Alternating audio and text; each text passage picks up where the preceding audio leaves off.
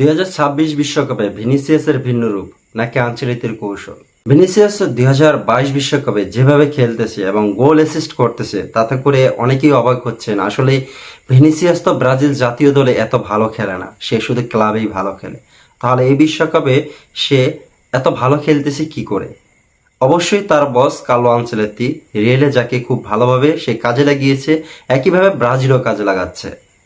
Carlo আনচেলত্তির একটা বিশেষ কৌশল, অন্যান্য বিশ্বকাপে ব্রাজিল নেইমার নির্ভর একটা দল এবং সবাই তাকিয়ে থাকে নেইমারের দিকে। নেইমার তখন চাপে থাকে, সবসময় নিজের সেরা খেলাটা উপহার দিতে পারে না।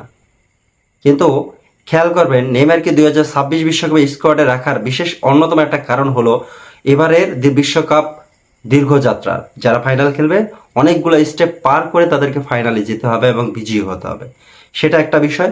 আরেকটা বিষয় হচ্ছে নেইমার দলে আছে মানে নেইমারের দিকেই আলোটা থাকে, নেইমারই মেইন ম্যান। এই মেইন ম্যান চিন্তা থাকার কারণে ভিনিসিয়াস জুনিয়রের উপরে যে একটা চাপ, সেই চাপটা চলে গেছে নেইমারের উপরে। যদিও নেইমার ম্যাচ খেলতেছে না, কিন্তু তারপরও মেইন ম্যান হিসেবে নেইমারে ব্রাজিল আছে, যে কারণে ভিনিসিয়াসের উপরে চাপটা অনেকটা কমেছে। ভিনিসিয়াস তার নিজের মতো খেলাটা খেলতে পারতেছে।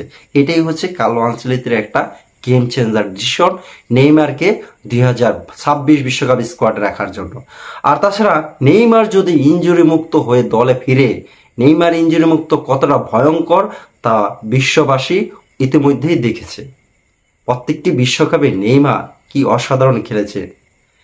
তো আমরা আশা করি আগামী ম্যাচে স্কটল্যান্ডের বিরুদ্ধে নেইমার জাতীয় দলের হয়ে প্রত্যাবর্তন করবেন এবং ভিনিসিয়াসের উপরে আরও চাপ কমে যাবে। ভিনিসিয়াস তখন আরও ভালো খেলবে এবং নেইমারও ভালো খেলবে, সেই প্রত্যাশায় আমরা ব্রাজিল ভক্তরা।